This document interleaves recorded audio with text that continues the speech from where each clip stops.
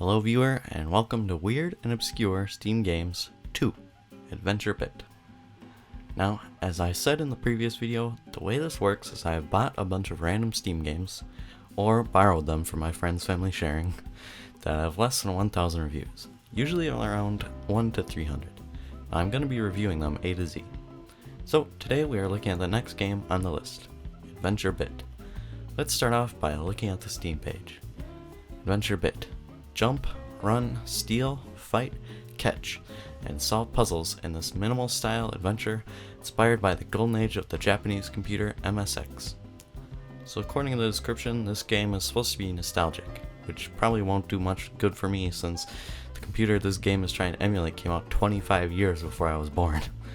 Let's see, the price is 99 cents right now, though I think it goes on sale for 50 cents. And the game has an overall reception of positive with 40 reviews. Alright, let's look at some reviews. Steam user Nontimitus says, very true to its retro roots and technically works great. Might not bring a lot to the table for new generations, but it's a nice nostalgia trip for anyone who grew up with games like this. So yeah, like I was saying before, I hope this game isn't built solely on nostalgia. Steam user Mianana Sta Per Morire says, my friend thinks that I'm gay because when we play this together, our fingers touch and he thinks it's an excuse for touching it. 8 out of 10. Okay, to elaborate on this review, I looked at the 2-player controls and they're laid out like this. Yeah, pretty bad. So yeah, maybe the second player should play with the controller, though I'll get to that in a second. Anyway, let's get to playing. So I booted up the game and was met with this screen. Get ready for a vintage flavored adventure. Go Thurug, an ancient and mysterious temple. Steal as many treasures as possible and catch fearful monsters. Every stage is full of dangers. Will you succeed in solving the puzzles and get away from the traps? Then I tried about 10 times to set up the controller, but every time I did, it would just reset back to the keyboard. I restarted the game and tried again, and the game crashed. So I guess it really wants me to stick to keyboard controls. I play and the intro rolls. I started on this level with some dead trees and spent about 2 minutes just trying to figure out where to go. In doing so, I almost lost all my lives. But I figured out that how it works is you have to kill the monsters in the level by whipping them to open the exit to go to the next level. And I guess collect treasures along the way.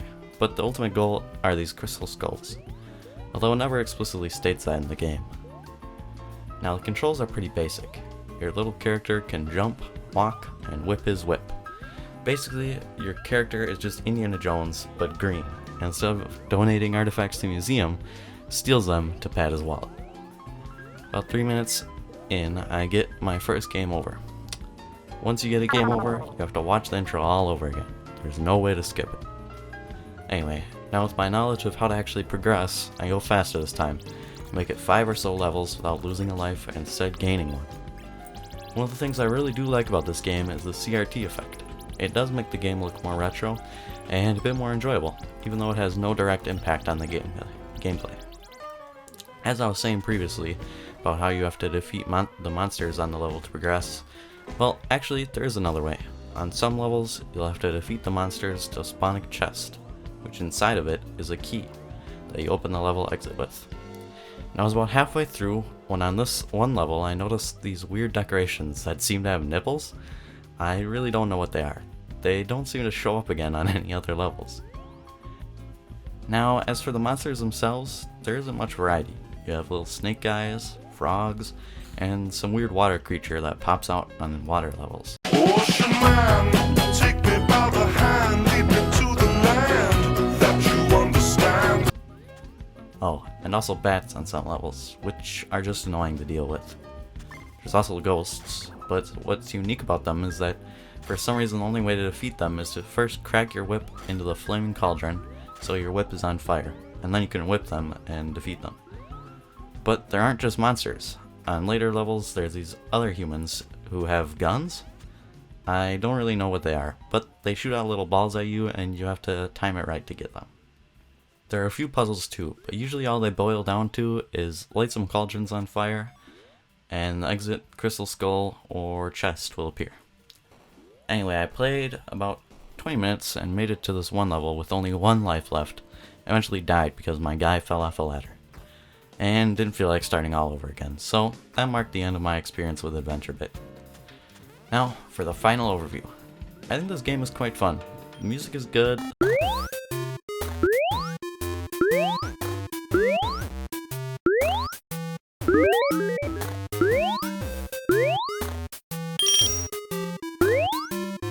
The art isn't bad, and levels are fun to play for a while. So, all in all, I do think this is a pretty fun game if you got some time to kill.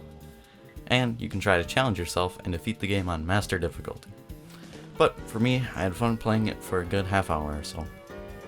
So, overall, I'd say it's worth the 99-cent price tag. So if you're looking for a fun little nostalgic platformer, AdventureBit is a good choice. Also, I never tried the multiplayer, but this might be a fun game to play with a friend for a little bit. That is, if they're using a controller. Well, that's it for AdventureBit. Hopefully I'll make the next episode of this series soon. Our next game will be Aiken, or Akin, a 99-cent puzzle game.